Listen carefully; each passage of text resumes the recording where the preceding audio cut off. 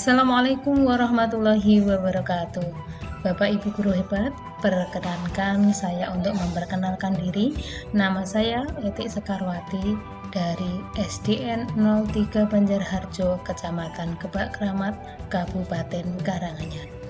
Saya adalah peserta pelatihan mandiri platform Merdeka Mengajar dan saat ini saya menyelesaikan topik kompetensi non-teknis kurikulum Merdeka. Di akhir sesi dari pembelajaran kali ini, peserta diminta untuk membuat aksi nyata dan saya memilih aksi nyata dengan membuat video tentang tips untuk melatih peserta didik berpikir kreatif. Bapak Ibu yang kami hormati, kemampuan seseorang untuk berpikir kreatif itu bisa dimulai dengan kemampuan divergen maupun kemampuan berpikir konvergen. Kemampuan berpikir divergen adalah kemampuan berpikir di mana ide perlu mengalir secara lancar tanpa adanya kecemasan akan batasan tertentu, sehingga ada keberanian untuk memunculkan ide-ide yang baru dan bisa berpindah dari satu topik ke topik yang lain. Kata kunci dari kemampuan berpikir divergen adalah lancar, orisinal, fleksibel, dan elaborasi ide.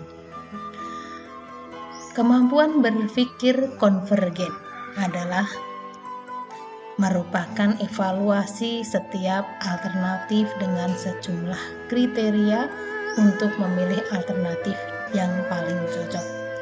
Jadi kemampuan berpikir konvergen ini, seseorang atau peserta didik sudah memiliki beberapa alternatif, kemudian dia mengevaluasi alternatif-alternatif yang ada, yang mana sekiranya cocok untuk diterapkan. Proses berpikir kreatif berasal dari logika yang dimulai dari kemampuan berpikir divergen. Jadi peserta didik itu mampu menghadirkan alternatif-alternatif pemecahan dari sebuah permasalahan atau sebuah topik untuk selanjutnya beralih ke tahap evaluasi. Setelah mengevaluasi, maka dia akan menganalisis ide dengan pemikiran yang konvergen, maka dia akan fokus dan dapat menentukan alternatif yang dipilih.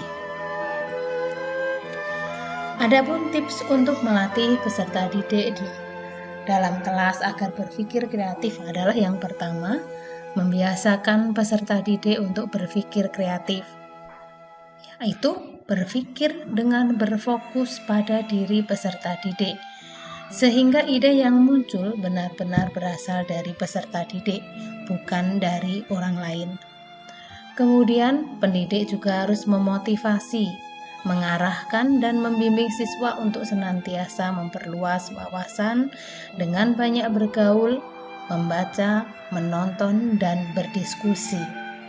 Dengan banyak bergaul, membaca, menonton, dan berdiskusi, maka secara otomatis pengetahuan, kemampuan, dan pengalaman siswa akan semakin banyak sehingga dia akan mampu memunculkan alternatif-alternatif dari permasalahan yang ada.